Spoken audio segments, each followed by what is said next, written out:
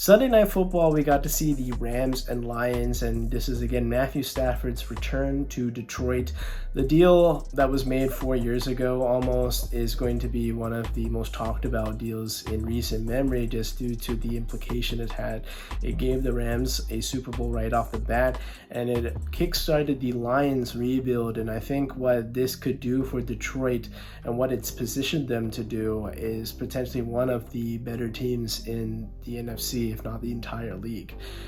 They looked like a team ready now. There was times in this game that they could have let this lead slip away, and they ended up doing that, but they found a way to rally, and they're very complete top to bottom in the trenches. They did that right. They had one of the best offensive lines in this league. Defensive line, Aiden Hutchinson got home in this game. They retooled the secondary. Jared Goff looked really good, and now I think the new toy in this offense is Jameson Williams. Jameson Williams is coming off of a couple years where kind of marred by injury in his rookie year when he tore his ACL in the championship game against Georgia. Right off the bat had a deep bomb in that season, but didn't look like his total self. And last year he had the gambling issue, missed a few games there, but still showed some flashes. And yet again, we saw a flash on Sunday night, a 52-yard touchdown strike from Jared Goff. So much speed in there, so much elusivity, and the sky's the limit with him being healthy, being that extra dimension, because with Sam Laporta and Amon-Ra St. Brown having kind of quiet games, the Lions offense still was humming at almost full capacity. And again, it starts up at front. They established a run first drive of the game. I think David Montgomery had like 7 carries, and he was excellent. And Jahmyr Gibbs is a guy that was great coming off as the change of pace guy. And this running back duo between Gibbs and David Montgomery, I think, is the perfect blend of power and speed.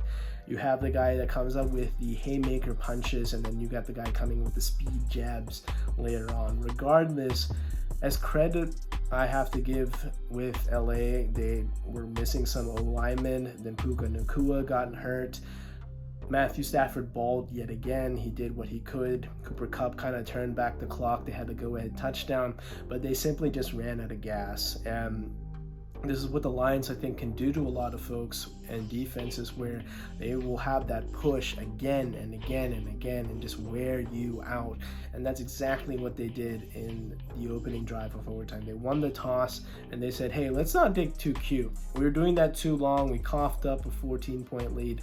Let's just keep it simple. David Montgomery, they can't really stop him after at least 4 to 5 yards, and then he'll push the pile again for another 3, and that's exactly what they did in overtime. David Montgomery run, Montgomery run, Montgomery run, eventually till he hit pay dirt for an overtime victory. They start the year 1-0, and I think this is the kind of sign to the league that the Lions are learning from their mistakes, and they're absolutely going to be contending for a Super Bowl this year.